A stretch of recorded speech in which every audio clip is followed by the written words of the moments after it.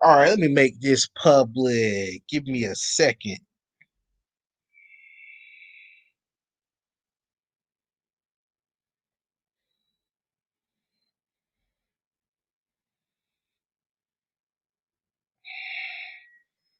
One second, everyone. I'm about to make it public.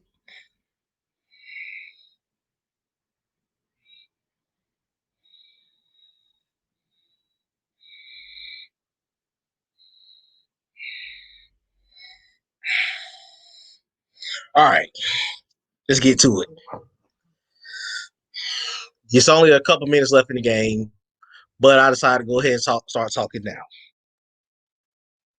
Falcons are going to go ahead and lose 44-27. They're going to end the season 4-12. Nobody expected us to win today. The offense competed for as long as they could, but today just spoke volumes on why this is bigger than a quarterback need. If you watch today's game and the only thing you took away was the Falcons need a quarterback, you are part of the problem. And that's the God honest truth. Tom Brady just sat here and carved us up. It don't even really matter if we're trying to go get the top 3-4 draft pick. Tom Brady just cooked us today. How do you go from giving up 17? How do you go from giving up 17 points to the Super Bowl champions and then you give up 44 today to Tampa Bay? That is embarrassing. There's no other way to put it. At this point, the Falcons have way more needs than one pick at number 4. We don't just have an issue at number, we don't just have an issue at quarterback. We have a lot of issues that is wrong with this football team. You cannot sit here and just scream, Matt's the issue, Matt's the problem. Yes, we need to start looking into Matt's replacement eventually, but Matt is not the only issue with this team. I sat there and watched this defense get cooked up and down the field for 44 points. I don't even remember them punting in this game. The only time I can remember us getting the ball back was that tip interception. And just think about that. That interception doesn't happen. They might score 50. At this point, the Falcons have way more needs than we even realize. And I'm not sure if a lot of you knew that Grady Jarrett got hurt today, but um, at this point, Grady Jarrett went out and the defense like they were confused. It was distasteful, and I didn't even want to win this game because personally speaking, going. I wanted to lose this game because I want to draft pick. But with that being said, the Falcons have so many issues with this team. It's not even funny. Bridges said it's some BS. That's all I have to say. I totally agree with you. It was an ugly way to end the season. Definitely was an ugly way to end the season. Antonio said facts. Y'all can't win with linebackers covering top tier receivers, yet alone Matt Ryan's play. Excuse me, I'm sitting here was seeing what the Giants had going on. The Cowboys and the Giants are battling for the number one. They're trying to get whoever they're holding on for the NFC East lead. They're like the Giants are about to win the game. They're like they just got an interception, so the Giants are going to win that game. Dallas is out. So it's either going to be the Giants or the Redskins to win the NFC East. But okay, back to what Antonio said. He said y'all can't win with linebackers covering top receivers, yet alone Matt Ryan's play. Matt, for the most part, did not play too bad today. But again, going back to your first point, the linebackers covering top tier receivers. Raheem Morris was a defensive guy. Jeff Ulbrich is a defensive guy. There is no reason that we were getting cooked the way we were getting cooked. There was a couple of touchdowns. There was actually 2 in this game where where Chris Godwin is being covered by Deion Jones and Foye Oluokun. That's not supposed to happen. You're supposed to have guys in position.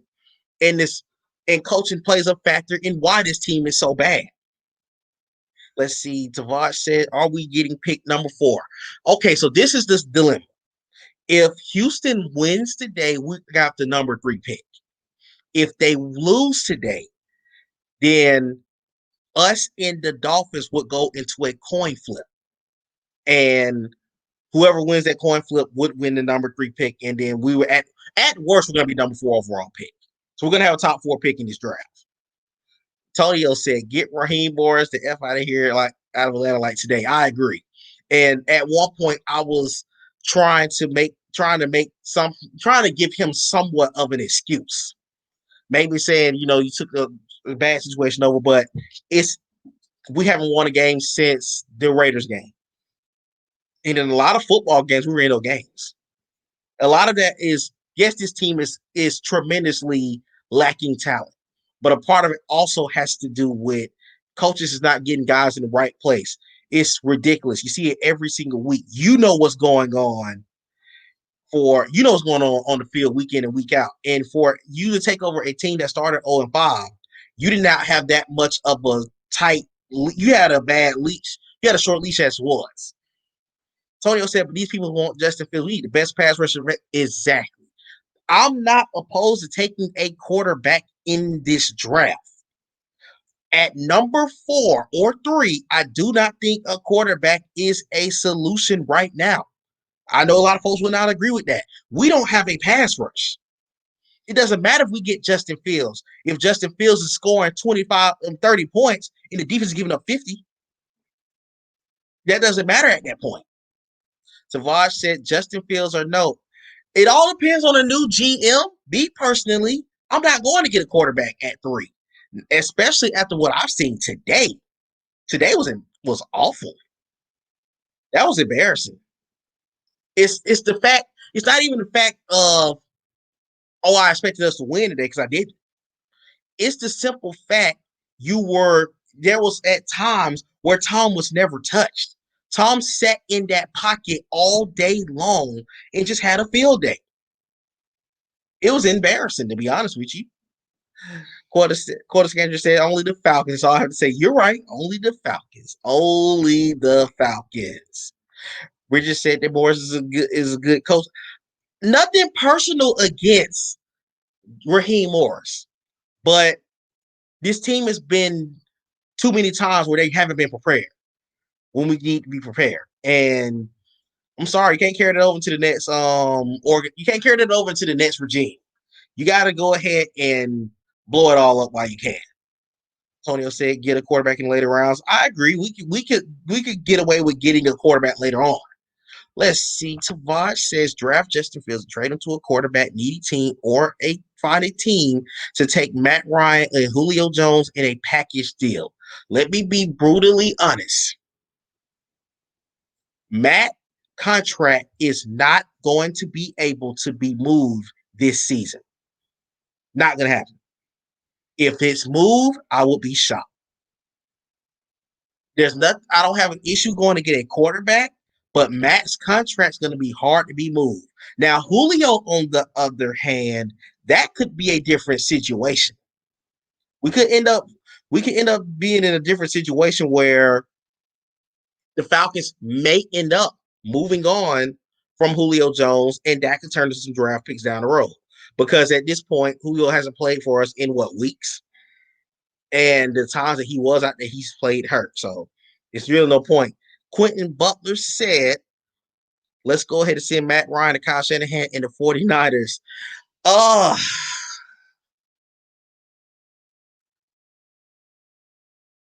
Let me just be honest with you.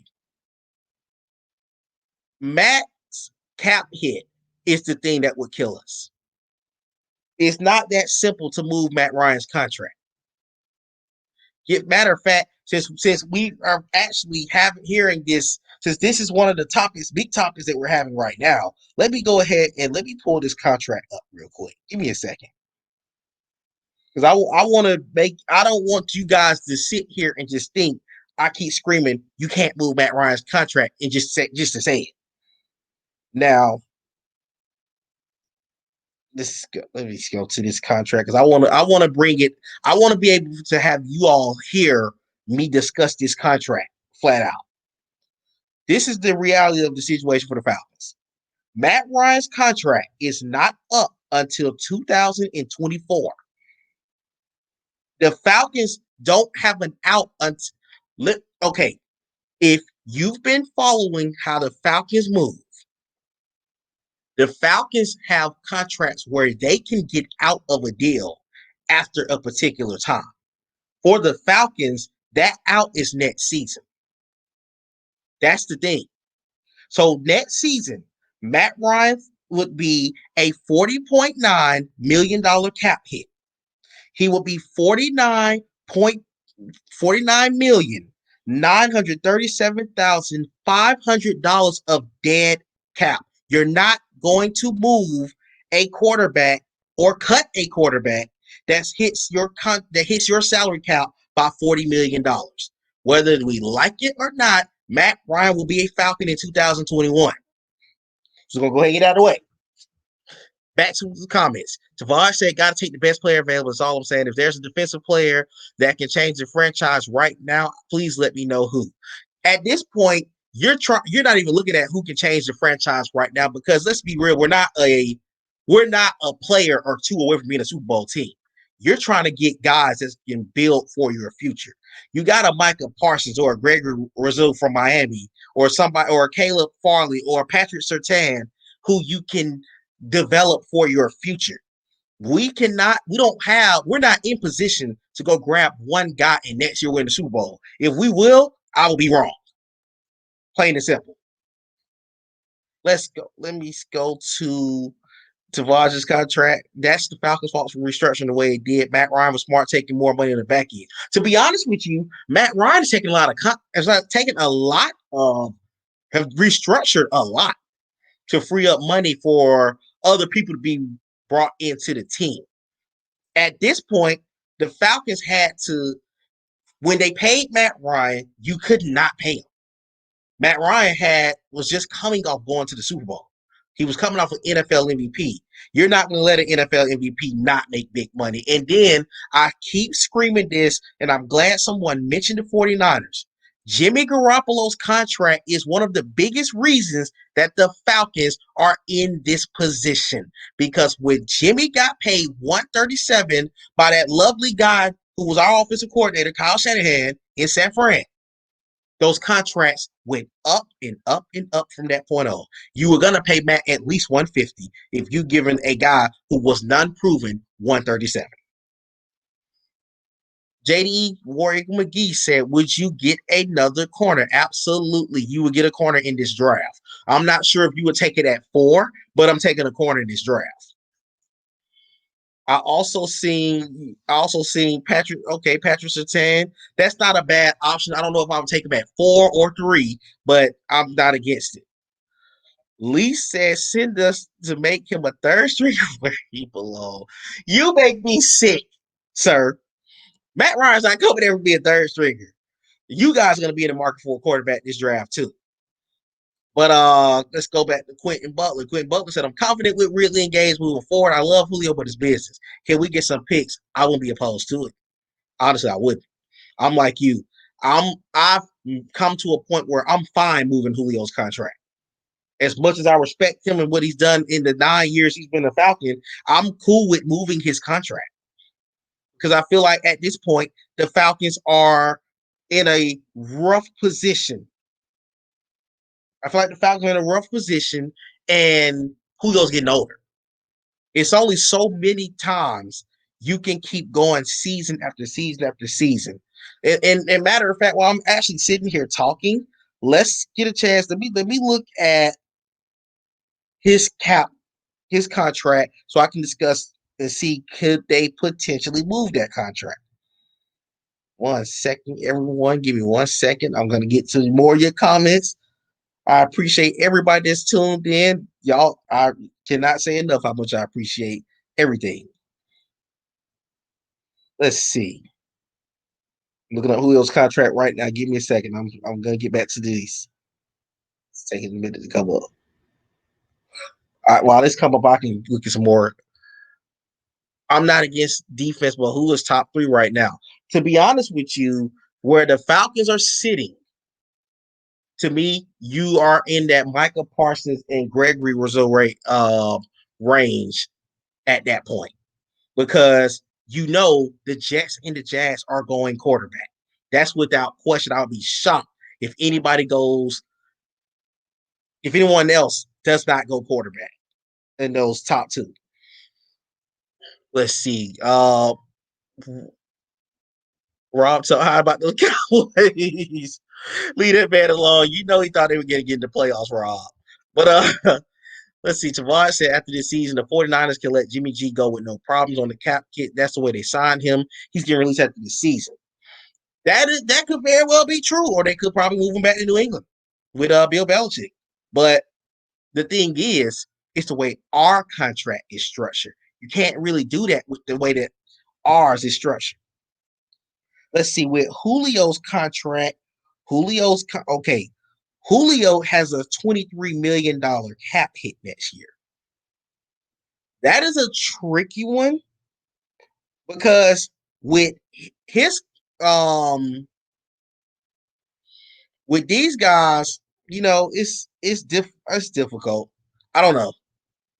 It's definitely a tricky situation with that Julio contract as well. Rob said, in my opinion, if we can't get a future quarterback with that top pick we have, I don't mind taking Surtain at 3 or 4. I don't mind taking a defensive player at all. I don't mind paying the defensive player at all, but I personally, we do need a corner. That is true. But I'm kind of on the verge of let's take a defensive lineman. That's really where I want to go at 3 or 4, but I wouldn't be against getting a corner to pair up with AJ Terrell because we got to fix that secondary is a major issue. Kendall Sheffield is not an outside corner. Isaiah Oliver needs to be gone. Ricardo Allen is the worst free safety in the league right now. I may be stretching, but I'm sick of him. I want him off this team next season. I'm sick of him. Let's see. JD said, "Is Calvin really ready for the number one role? You know that he have to take a huge leadership role, and he had to share catches. Is he ready for that? To be honest, I don't even know if it's more so if he's ready for a number one role. I don't think that he's. I think we need to get another receiver, and I don't see. Hypothetically, I don't see us moving Julio, so I feel like we need to get another receiver to. I feel like we get another receiver in order to make something, see what we can do. Basically, that's just I don't know. That's an interesting situation as well. Tamarcus said, "No, sir, I'm all for trading Julio, but if you think those two going forward will be solid, we'll be 4-12 again." Oh no, sir, I'm not saying that they're gonna should be our number one and number two, but I also feel that at a point you're gonna have to get you a receiver at some point to replace Julio's production. Let's see. Savage said the Falcons not trading Ryan and Julio until next year. Yeah, Matt. I think Matt and Julio will both be back next season just because of the way their contract is set up. But at the end of the day, I think that you have to plan for the future for post Ryan and Julio starting this off season. Let's see. JD said, if the Jets really going into the quarterback, to be honest, they can go quarterback. Name another receiver other than Jamison Crowder. They don't have the skills outside their quarterback. I don't think the Jets are going quarterback unless they pull out someone in free agency. Well, let me ask you this. You pass them up Justin Fields and Trevor Lawrence? That's where I stand on that. My thing is, are you trusting Sam Darnold going forward? Is the new GM going? Is their regime going to stick with Sam Darnold going forward? Like seriously, what is he proving? The Jets is a bad organization, but still. Tavares said we're not good in drafting defensive linemen outside of Grady Jarrett. That's all I'm saying. That's why I feel that we should draft Fields and trade him to a quarterback needy team and get defense and draft picks. I get what you're saying on that, but I also feel like we don't know what the new GM is gonna do. We don't know what the new GM is gonna do with that particular situation. At I don't know. That's Quentin said, I think we're going to be in for a surprise at number 4. I think so too. It all depends on who's the new GM and head coach and what's their number one priority because it also comes down to that. Rob said they need to restructure their contracts, Matt and Julio. I do agree with that because at the end of the day, Thomas Dimitrov's not here anymore. You don't know what the new GM may be looking into. He may not want to have pay that big money to Matt and Julio going forward. JD said after the attack in Vic Beasley bust, Atlanta Falcons should not force themselves into getting a rusher if he's the guy. This this is the tricky thing though. We don't really know if he is or he isn't the guy because you could very well go get you a but you remember Vic Beasley and Tack were under Thomas Dimitrov. They were under TD. You got to have a guy that knows what he wants, and you got to have a team where, well, you got to have a good scouting department to me as well, or someone that can develop these guys. That's been another problem with the Falcons. We don't develop well. We hadn't really had a eye for, hey, you're gonna take this leap next season and then you're gonna go to the, you know what I'm saying? I don't feel that we are in that position where we can take that gamble on a young defensive end, young pass rushers, anything like that. Well, as far as the new GM, let's see. Quentin said Urban Meyer. No, I think he's going to Jacksonville. I think he's going to go to Jacksonville. I don't think we have a shot at Urban Meyer. Savage said, is there going to be a Chase Young or a Nick Bosa in this draft? We do need to go after Clowney and Richard Sherman free agent, but we don't have the money. Before we even continue that conversation, we don't have the money to do any of that. But I don't see a generational talent in this draft at all. I think there's some really good players on defense. I think Michael Parsons is a really good player. I think Surtain's a really good player. I think the defensive end from Miami is a really good player. It's good players in this draft. But at this point, if the Falcons, this is not the year that the Falcons are going to find a generational talent. Not in my personal opinion. I don't think so. Unless you're gonna go after Trevor Justin, and of course we know the Jets and the Jaguars are gonna be number one and number two. JD said Jets, if they can get either Justin or Trevor, however, they will be in the same situation as Sam Darnold. It really depends on free agency with the Jets. That is true too. That is true also. It's just a weird situation there with that team. Because for the Falcons, at worst, if you are the number 4 overall pick, you know the Dolphins are going best player available. So even if one of those two teams choose not to get Justin and Trevor, somebody's going to fall in your hands. That's another thing. Somebody's going to fall in your hands. And that's where I think the Falcons have a tricky situation. And I also think it depends on free agency. It depends on what the Falcons are really trying to do with this team. Okay, let's see. Do not go defense if they are not the guy. If they are not the guy, I agree. We really need to trade the pick from. I've been kind of on the bandwagon of trading back and getting more picks. That's what I want because I feel like the Falcons have way more needs than the 7 or 8 picks we have right now. I think they need maybe 9 or 10 picks in this draft to just see what you can do. Let's see. Rob said the Falcons create cap by cutting players, asking Madden Julio to give some money so we can find some solid offensive guards and also get a guy that can get us 10 sacks next year. We do need to make some moves like that as well. We definitely got to figure out a way to get within this. We got to get some contracts off this team. I kind of want to take a look and see what the contracts are looking like for the 2021 Falcons. So I could just kind of see where we could look. Let me I'm getting to the contracts.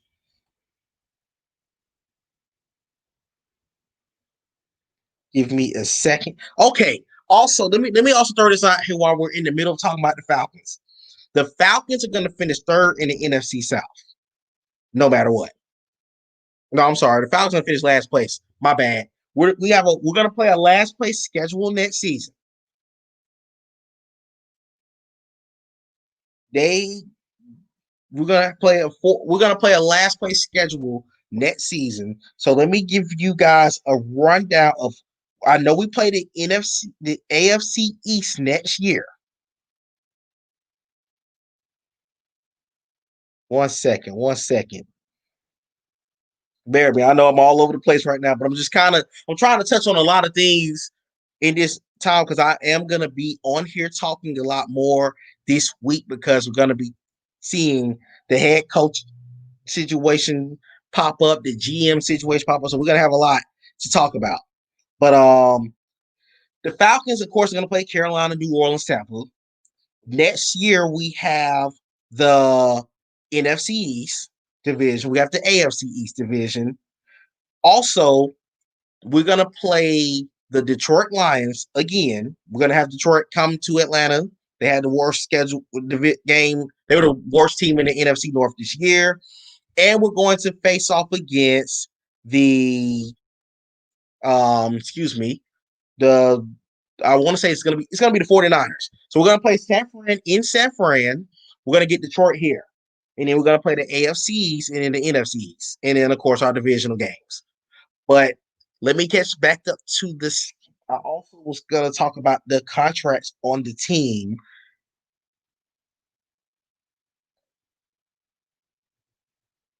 I appreciate all these comments. This is definitely some great content that you guys are giving me to touch on. Let's look at this salary cap situation in 2021. And I just want to look at a couple of contracts we can get off this team. Okay, so Madden Wheels are the top two contracts. Grady Jarrett's at 20.8 million. Jake Matthews at 20.2 million. Dante Fowler is $18 million cap hit next year. Deion Jones is 12.6 million. Ricardo Allen is an $8.3 million cap. He has an $8.3 million cap hit for next season. Let me see if his contract has an out. It doesn't have an out in it. He would be only four, but I'm gonna be honest with you. He may be moved because Ricardo Allen has a dead cap of $4.2 million. He really do owe us some money though, Rob. I'm gonna post your comment shortly. Let's see. Other big contracts on this team. James Carpenter should be cut as well. James Carpenter contract is $6 million. But see, the Falcons are gonna probably cut him because the way that Thomas Dimitrov structured that contract, he has an out in that contract. So he's gonna be gone. James Carpenter will not be on this team next season. He has an out in his contract coming up. Let me look at Alan Bailey's contract, the defensive end on this team. Alan Bailey has he's up for free agency next year. He's gonna probably get cut as well because he's only a $1.6 million cap hit penalty. Tyler Davidson is at 4.6 million. I want to see what his cap is. Tyler Davidson will be another person that's going to probably go on. So looking at the contracts right now, I think Ricardo Allen, James Carpenter, and Alan Bailey are all three going to be moved. That's going to free some cap right there. Let's go back to the comments and talk. Let me catch up on these comments. I'm kind of behind. My apology, guys. Let's see. JD said that the Jets are going to get Devontae Smith from rolling the dice.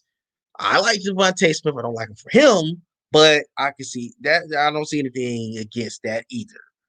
All right. Rob said, I'll take San Fran's defensive coordinator, but he got to hire an elite offensive mind. I agree with that. If you're going to go get you a defensive minded head coach, you need someone that's going to come in and be able to produce immediately on offense. You need to be building your offense. JD said, remember, Atlanta's the best 4-12 team. They couldn't close 7 games, but that's also the problem. We couldn't close 7 games. This could be a whole different conversation right now. We could be getting ready for wild card weekend. Tavad said, they need a defensive end corner, outside linebacker, running back, safety, future receiver, future quarterback. Trade the pick for more picks in the first and second round. Too many needs. Then trade to a team who needs a quarterback. I do agree with majority of this. We need a lot. I personally wrote down before my pregame show that we needed a quarterback, running back, receiver, left guard, center, defensive ends, linebacker, corners, and a free safety. Those were my needs for this team. So if fans are looking for that one quick fix, it's not happening, not this year. I feel that the more we do need multiple picks so we can start looking forward to what we got going on. Rob Baker said we should make the playoffs next year if we don't blow the team up knowing the schedule we'll have. We definitely could find ourselves with a winning record next year with if we decide to come roll this team back with better players next season. Tavares said we need a whole offensive line. It all that is gonna depend on the new GM. I think Lindstrom's gonna be here. I think I think Lindstrom's gonna be here next year. They'll probably keep Caleb McGrary. Outside of those two, all the three positions can be replaced. I think Alex Mack does not come back next year. Me personally, I would want to try to get Jake Matthews out of here. And I'm gonna follow down Jake Matthews up with this comment right here. 20 mil for Jake. He is terrible. I agree. I have not liked Jake Matthews in Super Bowl 51. So definitely, that's definitely a problem. That's definitely a problem that we got to get rid of. Jake Matthews is a $20 million cap hit. Let me look at his contract. I just want to. I want to browse this contract while we're sitting here talking about him. He has. I don't see an. He's not. Unfortunately, he's not really a out option here because this upcoming year would be Jake Matthews' biggest cap hit in his contract, which is $20.2 million, and it's an $18 million cap hit. So I don't really see the Falcons moving him. Rob said, "Who can we cut down to give us decent money back?" I see the three contracts that I saw was Ricardo Allen, James Carpenter. Well, it was four: Ricardo Allen, James Carpenter, Tyler Davidson, and Alan Bailey. Those four contracts could free some money up for us for next year's free agency. So do not be surprised, everyone, if those four names are cut at some point this offseason. Michael Thomas, welcome from YouTube, is saying to go after Penny Sewell. I don't think that's out of the picture either. I don't think that's out of the picture either as well. JD War Eagle McGee said if Atlanta stays with a hybrid defense, they only need two linebackers. Foye Oluokun is getting better in run stopping. I'm sure if they keep him. I would keep him. I personally would keep Foye to pay him with Deion Jones, and I will get me another linebacker. Personally, go to a 4-3 or whoever this new scheme is going to be. I think it really depends on the new offensive and defensive coordinator to see what we go where. Rob said, people must understand Matt and Julio may be a year away before we can move either of them. With that being said, create some solid cap. Excuse me, guys. With that being said, create cap, get some solid veterans who can play ball in our trenches and draft another corner, insert Tan, or draft a quarterback for the future.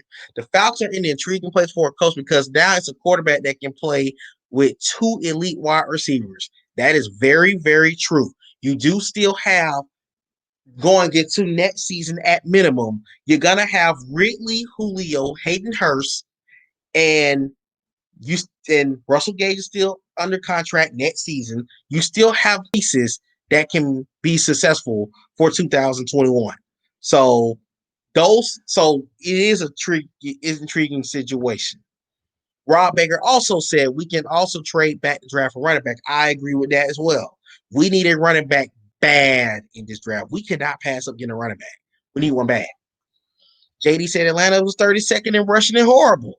They will have to go young in talent in running backs. There are some hardcore studs who can run the rock in this upcoming draft year long. You're going to snap somebody up. I don't have faith in Brian Hill, and I'm not rolling dice on Todd Gurley. I agree with all of that as well. I talked about it on my pregame. You missed it earlier that the Falcons entering this game was 28th in rushing yards, 26th in rushing touchdowns, and 31st in yards per carry. That may change because they actually ran the ball well today. Brian Hill almost had 100 yards rushing. He may have had 100 yards rushing, to be honest. But you are in a situation where they need a running back bad because the Falcons are once again going to have a top 10 to 15 passing offense. and they're gonna blow, and there's gonna have a horrible rushing attack. If you don't fix the running problem, it's gonna be a problem again. I agree with that as well. But you also got to know what your scheme is going to be. You gotta know what your scheme is gonna be. So you cannot sit here and go into another season where you're trying to take your chance on a running back, and you really don't know what's going to go on with the situation with the Falcons going forward.